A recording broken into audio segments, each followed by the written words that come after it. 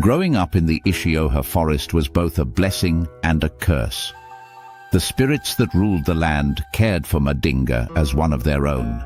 They protected him, guided him, taught him the ways of the forest, the unseen paths only known to those who walked between the veil of the physical and the spiritual. Yet, in the depths of his being, Madinga knew he was not one of them. He was different. Though he ran alongside the spirits, though he learned their ways and stood as their equal, something in his essence whispered that he did not belong. The spirits of Isoha had a harmony about them, a presence that was both calm and eternal, woven into the fabric of the land. They did not question where they came from, they simply were. But Madinga was not like them. He questioned everything, and in those questions lay his greatest burden. Iru came to visit him from time to time. The old god never stayed long, never risked bringing attention to the boy hidden within the most sacred of places. The elder gods could not enter Isoha without permission, but that did not mean they were incapable of finding a way. Madinga understood little of what Iru was truly hiding him from, only that the visits were rare, always careful, always fleeting. Despite this, life in the forest felt normal, or so he thought. He had no concept of his own power. The spirits told him he was strong, but he had never manifested any ability beyond what was natural to them. His speed, his strength, his hearing. To a mortal, he would have been godlike, but to the spirits, these were unremarkable traits. Here, in the silence of Isoha, he did not stand out. He was just another guardian of the forest, unseen by all but those with the gift to see. But even in peace, his mind burned with curiosity. Why was he different? Why did he not look like the spirits? Why could he not do what they did? And if he was not like them, then what was he? Iru had no answers for him. Not yet. Every time Madinga pressed him for the truth, the old god deflected, changing the subject, telling him he was not ready. But that day came sooner than expected. At 15 celestial years, everything changed. Iru arrived, and this time there was no hesitation, no secrecy, only the weight of the truth that had long been withheld. He told Madinga everything: his mother, his father, the crime that birthed him, the elder god who had violated the laws of the universe to create him. Madinga did not break. Iru had expected rage, sorrow, despair. But Madinga simply listened. Perhaps it was because he had been raised in peace, surrounded by love. Or perhaps, in his heart, he had always known he was born of something unnatural. But one thing was clear. That day, Madinga made a decision. He would wage war against the elder gods. He would not be another nameless god cast into servitude. He would not bow to the will of those who ruled from their high thrones, crushing those beneath them with laws made to serve their own interests. But he was not foolish. Revenge alone was not enough. If he wanted justice, if he wanted freedom, he would need something greater: knowledge.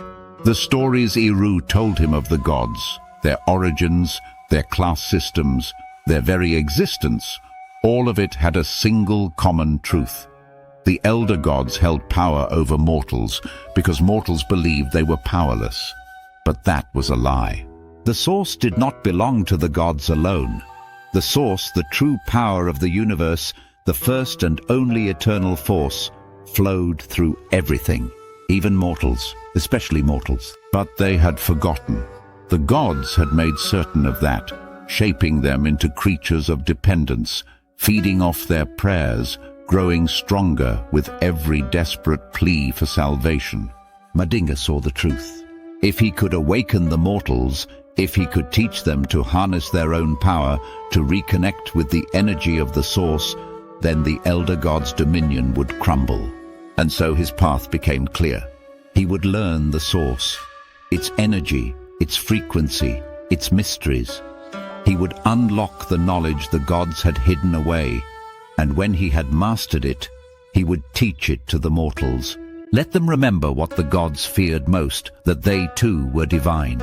His second goal was strength. He needed to train, to awaken his own power, to fight.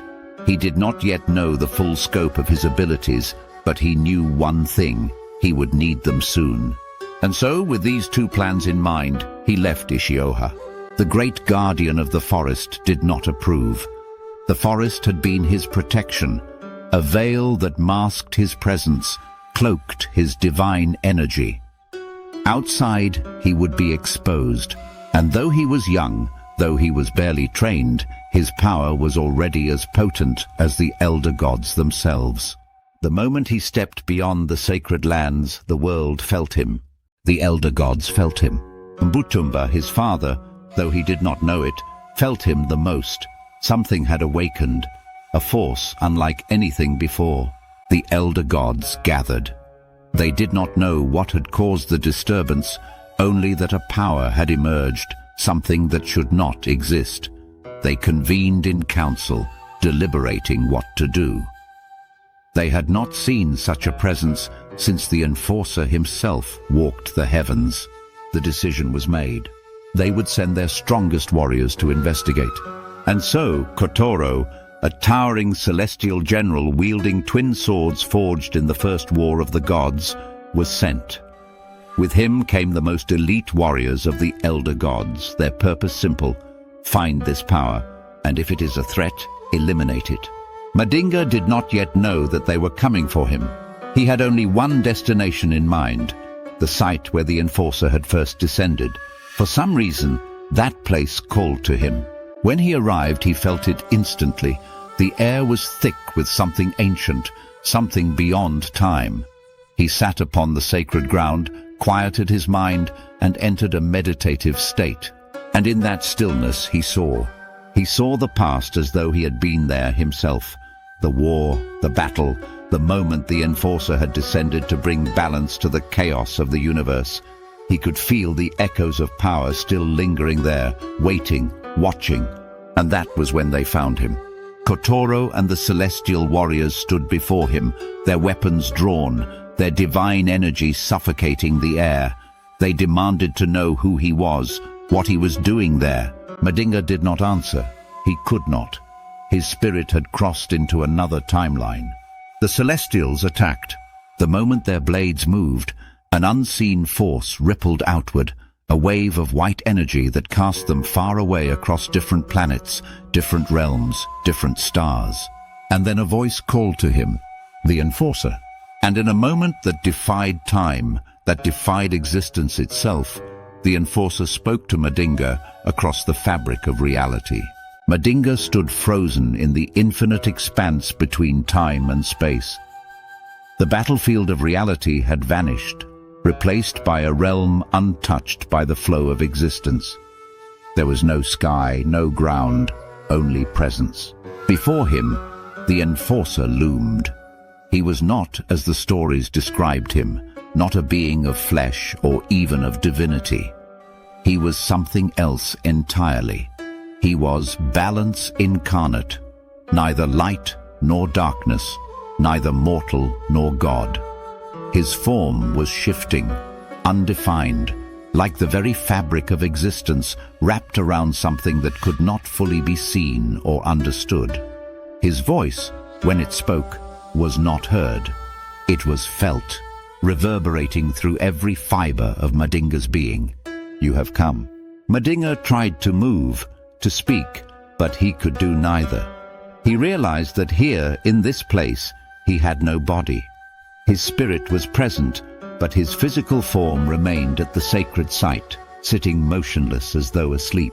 You have many questions, the Enforcer continued, his presence vast yet still. And I have many answers.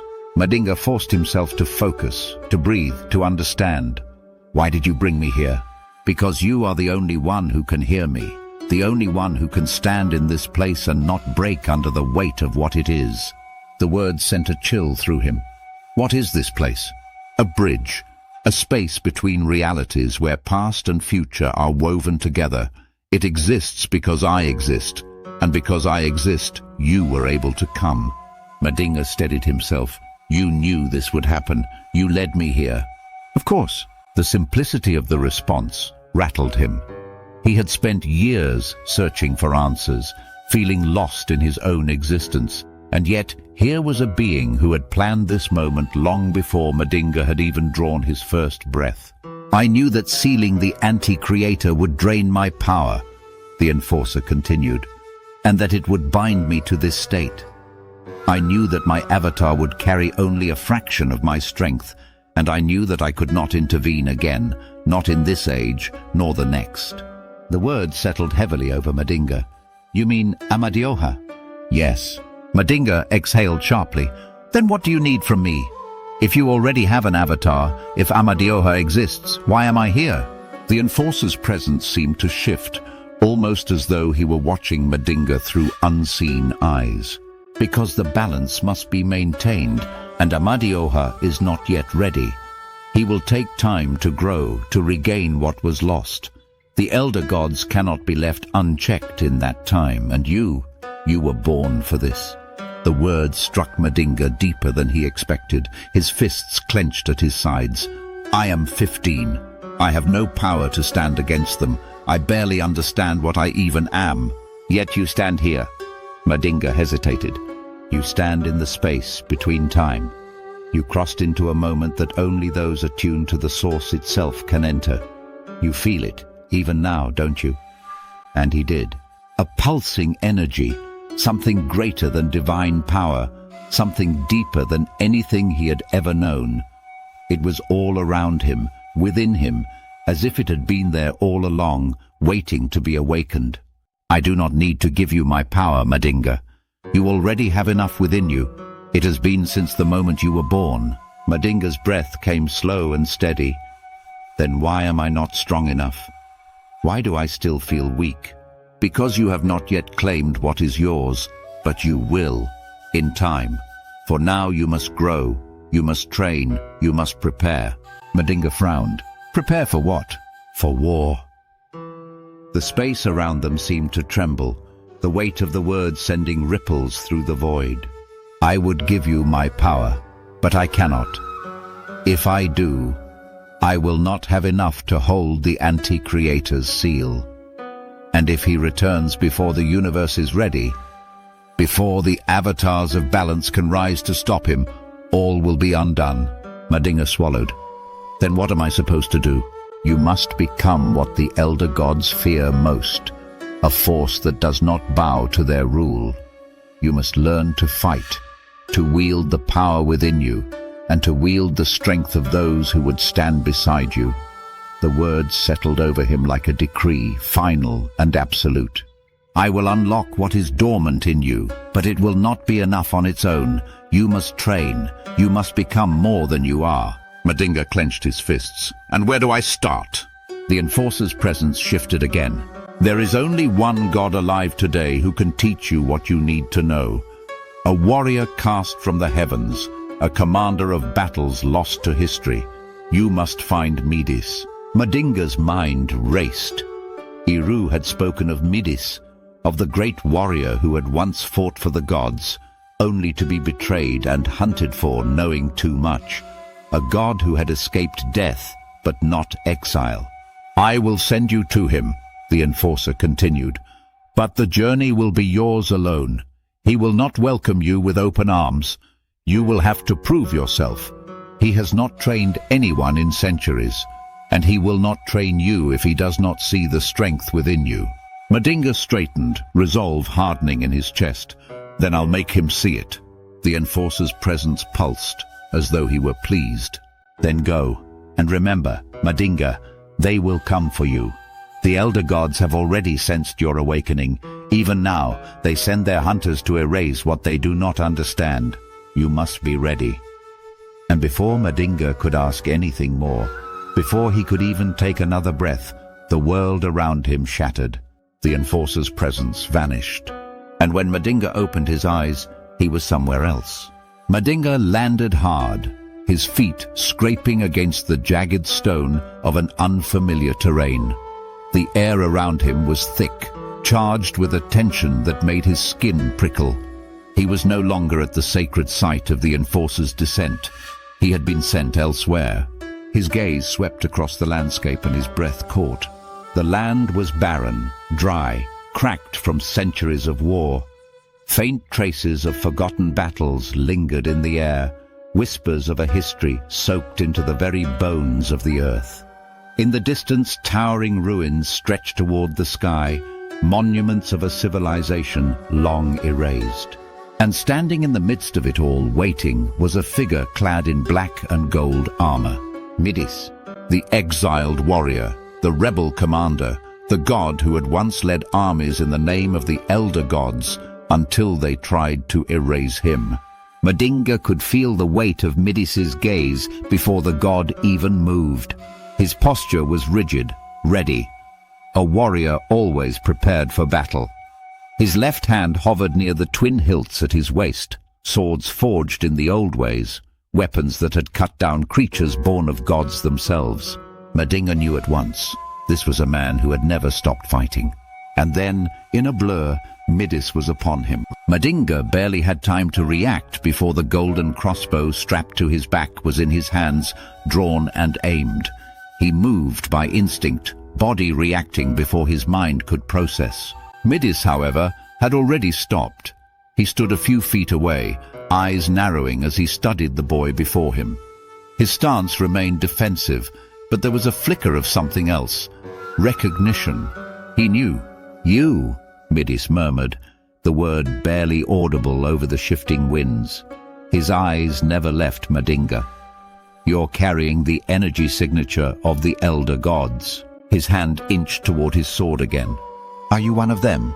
Madinga didn't lower his guard. He understood Midis's reaction immediately. The elder gods had hunted him for centuries. They had tried to erase his name from existence, sending assassins after him one by one.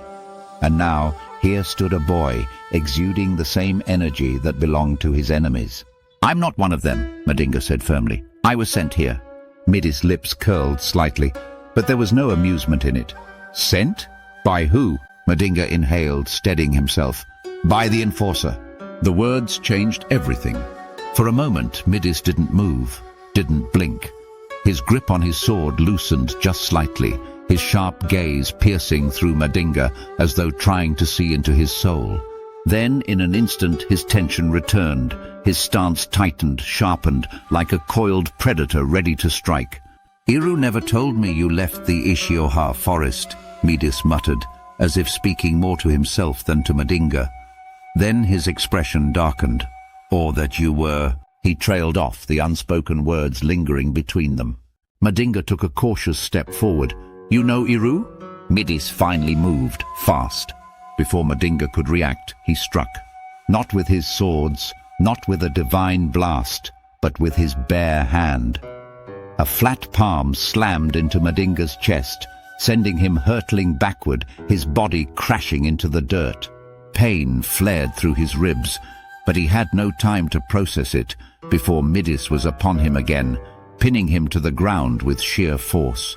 "I don't know what you are," Midis said coldly, "but if you're lying, if this is some trick, I'll kill you here and now." Madinga clenched his jaw, anger flaring in his veins. He didn't want to fight, not yet, not when he had just arrived. But if Midis thought he could overpower him so easily, he was wrong. Madinga moved. In a flash, his knee came up, slamming into Midis's ribs. The force was enough to knock the warrior off balance, just for a second, just long enough for Madinga to roll out from under him. They separated, both rising to their feet at the same time. Midis watched him now, his eyes gleaming with something different. "Curiosity." Madinga exhaled. "I'm not here to fight you." Midis smirked. "Then you're in the wrong place." "I was sent here by the enforcer," Madinga repeated, standing his ground. "He told me that only you can teach me how to fight, how to survive." Midis studied him again, gaze flickering over the boy's stance, his breathing, the way he held himself even in the wake of an attack. Then, without a word, he turned. Madinga blinked. "Where are you going?" Midis kept walking. "You're coming with me, but don't think that means I trust you." Madinga hesitated for only a moment before following.